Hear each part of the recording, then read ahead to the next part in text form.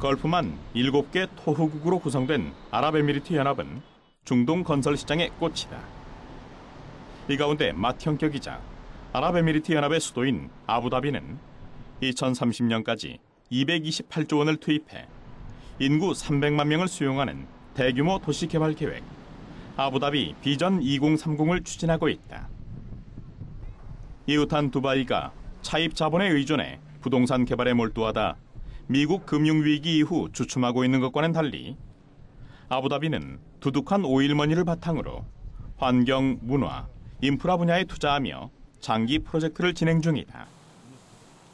아부다비는 세계 3위 석유 생산국으로 현재 운용 중인 국부 펀드 규모만 800조 원에 이른다.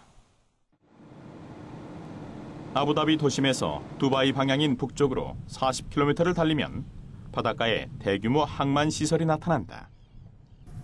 아부다비 비전 2030 계획의 하나로 추진되는 칼리파 항만과 배후 산업단지다. 북부 아부다비 지역을 개발하기 위해 바다에 인공섬을 매립해서 항구와 산업단지를 조성하고 있다. 현대건설은 지난 2007년부터 칼리파 항만 시설을 건설해왔으며 대부분의 공사를 끝내고 현재 마무리 작업을 하고 있다.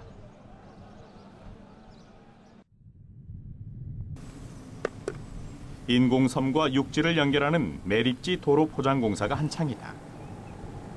항만 관리 빌딩과 부대 시설 공사 등이 항만 준공일에 맞춰 속도를 내고 있다. 9월부터는 컨테이너 선박이 항구에 들어올 예정인데 16만 톤급 컨테이너 선박 2대가 동시에 접안이 가능하다. 또한 250만 TEU 컨테이너와 900만 톤 벌크를 처리할 수 있다. 약 50도를 오르내리는 기온 속에서 또 작업을 해야 되고, 또한 그 온도와 기온이 높다 보니까 여기 법적으로 또 12시 반부터 3시까지 작업을 3개월 동안 또 작업을 못하는 시간이 있습니다. 그걸 끝나면 또 라마단 시즌, 그런 어떤 많은 시간적 제한을 받으면서 저희가 그 많은 계획과 조직력 등을 모두 동원해가지고 계약 공기보다 약 1개월 정도 공기를 단축시켰고, 현재 6월 8일 날 준공을 해서 지금 현재 와 있습니다. 현대건설은 이미 1976년에 난공사로 유명한 사우디아라비아 주베일 항만공사를 완벽하게 끝내는 등 항만 매립공사 기술력에 관한 최고 수준을 자랑하고 있다. 당시 정주영 회장은 10층 빌딩 크기의 철골 구조물 89개를 울산에서 제작해 바지선으로 사우디아라비아까지 끌고 오는 토목 역사상 전설적인 항만 매립 공법을 강행해 성공했던 것이다. 한국 사람들의 가장 큰 장점은 책임감이라고 생각합니다. 발주처가 요구하는 사항에 대한 책임을 지고 완수해낼 수 있는 능력은 한국 사람들 모두에게 있기 때문에 발주처와 한국 사람들이나 한국 회사들의 선호도는 굉장히 높은 편입니다. 1단계 공사를 끝낸 칼리파 항만은 2030년까지 4단계 공사가 모두 끝나면 1,500만 TEU 컨테이너와 3,500만 톤급 벌크를 처리할 수 있는 대규모 항만 시설로 거듭난다. 현대건설은 아부다비에서 칼리파 항만 외에 6조 원 규모의 원전과 2조 원 규모의 가스 처리 시설 등 메머드급 공사를 함께 진행하고 있다.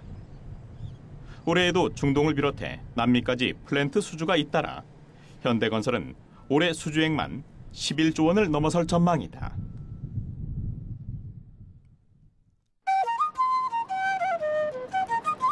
아부다비 도심에서 가장 번화하고 차량 통행이 많은 알살람 대로. 고층 빌딩이 즐비하고 아부다비 정부 청사 등 주요 기관이 늘어서 있는 간선 도로가 서울의 세종로를 연상케 한다. 이 알살람 대로 지하에 왕복 8차선의 지하차도가 뚫리고 있다. 아부다비 비전 2030 계획에 따라 미래 300만 명의 인구 팽창을 대비하고 현재의 도심 교통체증을 해소하기 위해 지하차도를 건설하는 것이다. 삼성물산에서 지난 2008년 3월 아부다비 현지 업체와 공동으로 9,500억 원에 수주했다.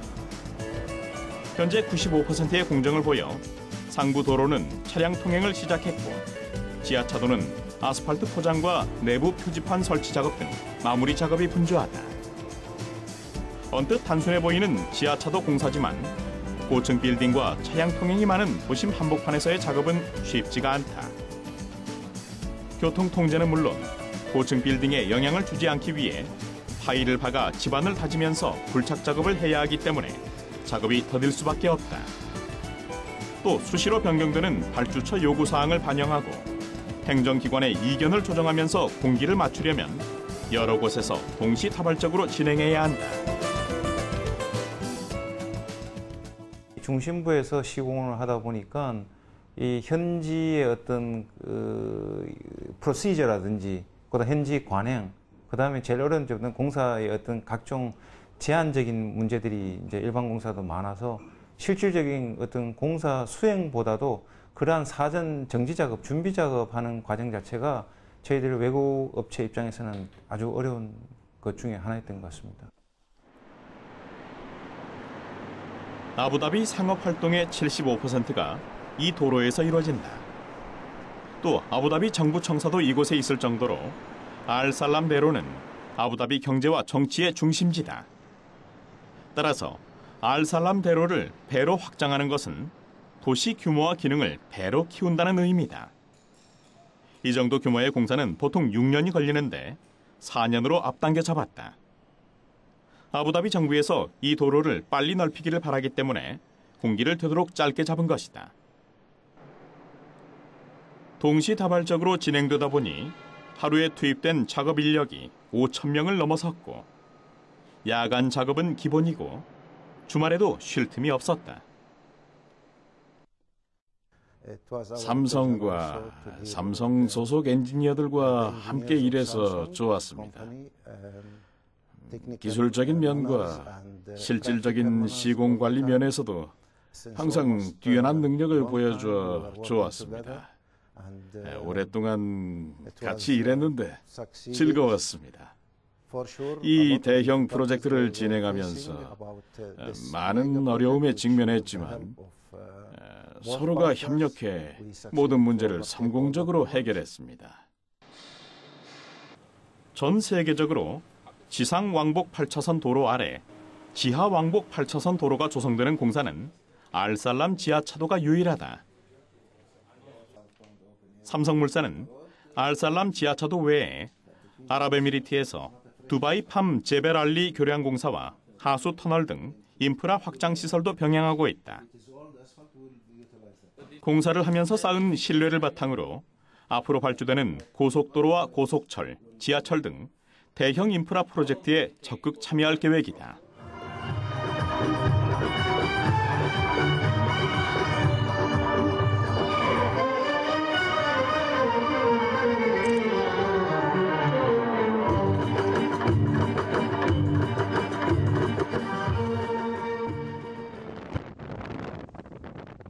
카타르 옆에 위치하고 걸프만의 33개 섬들로 이루어진 작은 도서국가 바레인은 걸프만에서 맨 처음 석유를 발견했지만 생산량은 미미한 편이다. 바레인은 세계에서 가장 큰 규모의 알루미늄 제련소를 보유하고 있으며 관광 산업이 주요한 수입원이다. 일찍부터 석유 고갈에 대비해서 걸프만의 물류와 비즈니스, 관광 산업의 허브 도시로 개발해왔지만 비슷한 성장 전략을 내세운 두바이의 고속 성장에 가려 조금 빛을 잃은 느낌이다. 이슬람 종파 간 갈등을 빚고 있는 바레인은 제스민 혁명의 여파로 갈등이 심화될 것을 우려해 환경과 교육, 도로 등 주민 복지 인프라 사업에 주력하고 있다.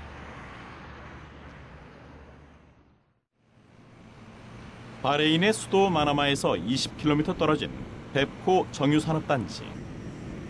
최근 신성장 산업으로 수처리 기술 분야에 진출한 GS건설이 바레인 뱁코 산업폐수처리시설 공사를 맡아 진행 중이다. GS건설은 이번 공사에서 새로운 기술인 분리막 생물반응조 공법을 사용해 폐수처리 효율이 크게 높아질 것으로 기대하고 있다. 분리막 정수 방식은 음용수용 정수기에서는 많이 사용되지만 산업시설에서는 첫 시도로 관심을 모으고 있다.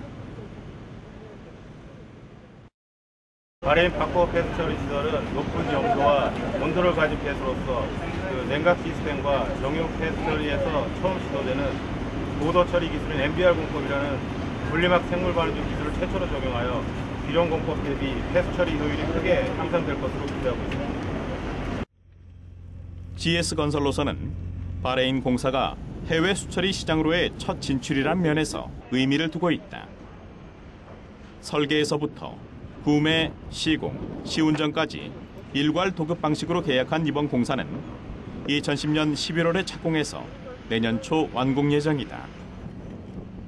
현재 85%의 공정률을 보이고 있어 후반 마무리 공사로 현장은 분주하다.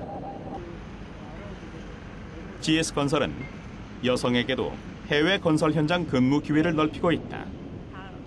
장기간 거친 환경에서 근무해야 하는 해외 근무 특성상 여성은 제한됐지만 폭넓은 경험과 새로운 수처리 분야의 기술 습득 차원에서 여성에게도 기회를 주고 있다.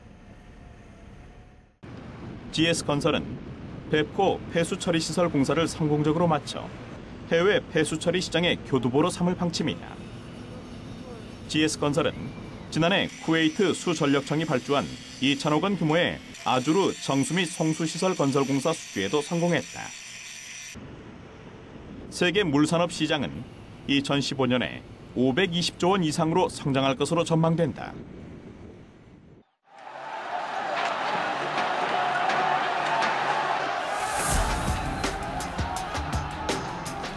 지난해 튀니지를 시작으로 북아프리카와 중동 지역에 거세게 불어닥친 제스민 혁명.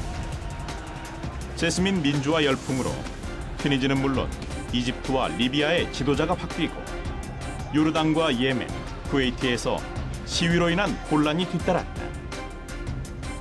사우디아라비아와 아랍에미리트 등 걸프만 국가들은 제스민 열풍이 번지지 않도록 조바심을 냈다. 중동 지역의 민주화 열풍은 우리 건설업계에 건설 특수를 가져다 줄 것으로 전망된다. 민주화 시위가 마무리 단계에 접어든 중동 국가들은 미뤄왔던 대형 플랜트 공사를 발주할 채비를 하고 있고 시위를 옆에서 지켜본 국가들은 국민 불만을 없애기 위해 민생형 인프라 공사를 발주할 가능성이 크기 때문이다. 또한 이라크와 리비아도 전쟁 복구와 재건을 위한 발주가 잇따를 것으로 보인다. 시장조사 전문기관인 글로벌 인사이트는 올해 세계 건설시장 규모가 지난해보다 6.2% 성장해서 9,200조 원에 이를 것으로 전망했다. 미국발 금융위기와 유럽 재정위기로 전 세계가 경기 침체에 빠져 있지만 중동은 고유가를 바탕으로 오일 달러가 위력을 발휘하고 있는 것이다. 포스트 페트롤리움 시대를 대비해서 후손들이 먹고 살 수 있는 먹거리 사업을 우리가 준비해 놓자, 이런 원칙을 통치자들이 오래전 설립을 했습니다.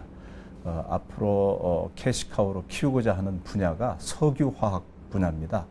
그래서 케마위아트라고 하는 대단히 석유화학 단지가 계획이 되어 있는데 순차적으로 발주될 거기 때문에 한 700억 불 규모를 본다고 그러면 향후 10년 동안은 이 시장이 다시 호황을 누릴 수 있는 그런 그 좋은 위치에 있다고 이렇게 말씀드릴 수 있겠습니다. 사우디아라비아와 아랍에미리트, 카타르 등 세 나라가 신국가 개발 계획에 투입하는 예산만 684조 원에 이르고 국부 펀드 규모는 1,700조 원이나 된다. 사우디아라비아는 자동차와 부품, 태양열 산업 클러스터, 50만 가구 주택 건설 등 앞으로 5년 동안 416조 원을 투자한다.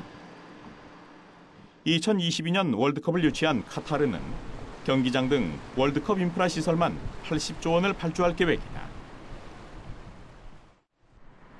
제스민 특수에 힘입어 올 상반기 우리나라 해외 건설 수주 누계액이 570조 원을 넘어서는 대기록을 세웠다. 현대건설이 1965년 태국 고속도로 공사로 처음 해외에 진출한 이래 47년 만이다. 매년 약 2,000명 이상의 해외 건설 진출 인력이 필요하다고 저는 판단합니다. 이를 위해서 정부는 중소업체가 해외 진출할 때 그 일부 비용을 지원을 해주고요.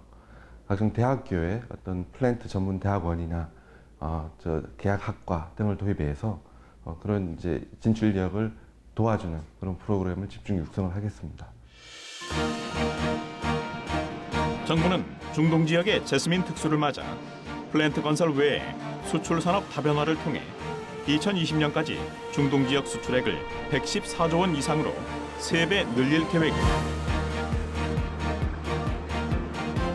기존의 에너지와 플랜트로 대변되는 건설업체 협력 기반은 계속 강화하고 더 나아가 원전과 신재생에너지, 스마트 그리드, 정보통신, 의료 등 우리나라의 경쟁력 있는 산업 분야들도 적극 중동 시장으로 진출한다는 전략이다.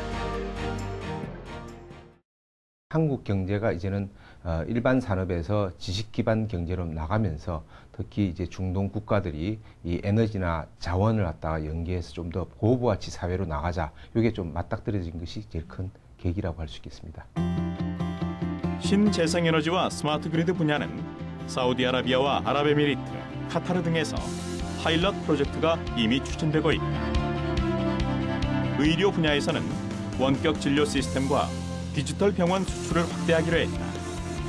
중동 국가들의 의료 수요는 폭발적으로 늘고 있지만 의료 수준이 낙후해 우수한 의료 기술을 갖춘 국내 병원 진출은 효과가 클 것으로 보고 있다. 또한 국가별 맞춤식 사업을 추진하기로 했다. 산유국에 대해서는 포스트 오일 시대에 대응할 수 있는 경제개발 계획에 대한 자문을 제공하고 리비아, 이라크 등 재건국에 대해서는 한국의 경험을 전수해 SOC 재건 사업에 참여한다는 방침이다. 이라크라든지 이란 이런 어떤 전후 복구를 위한 리비아 이런 나라들도 있습니다. 그래서 그 지역별로 특성이 있고 뭐 아시다시피 그 UAE 같은 경우는 저희가 원전을 수출을 했기 때문에 그걸 계기로 해서 좀 더 협력을 갖다 더 펼치는 것도 있습니다. 그래서 저희가 국가별로 맞춤형의 어떤 그런 산업 협력이라든지 협력 어떤 그 프로그램을 갖다가 지금 준비를 했습니다. 중동의 풍부한 오일머니와 우리나라의 플랜트 기술과 경험을 결합해 동남아, 아프리카 등 제3국 플랜트 사업에 공동 진출하는 사업도 추진한다. 이를 위해 사우디아라비아, 카타르, 아랍에미리트, 오만, 바레인, 쿠웨이트 등 중동 걸프만 6개국과 경협 포럼을 상설화하기로 했다. 오일머니가 넘치는 중동 지역에 큰 시장이 열렸다. 제스민 혁명에 따른 복지 확대와 포스트 오일 시대를 대비한 투자가 계속될 전망이다. 최빈국에서 공업화에 성공한 한국은 석유 고갈 이후 산업화에 실질적인 도움을 줄 수 있는 롤모델 국가로 평가받고 있어 중동 시장 진출에 호기로 보인다.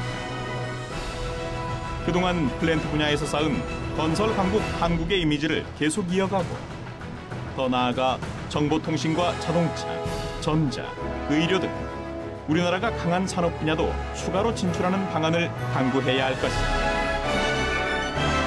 기업과 수출 신용기구, 정부의 유기적인 협조를 통해 중동 특수가 글로벌 경기 침체에서 우리 경제가 도약하는 기회가 될 것으로 기대해 본다.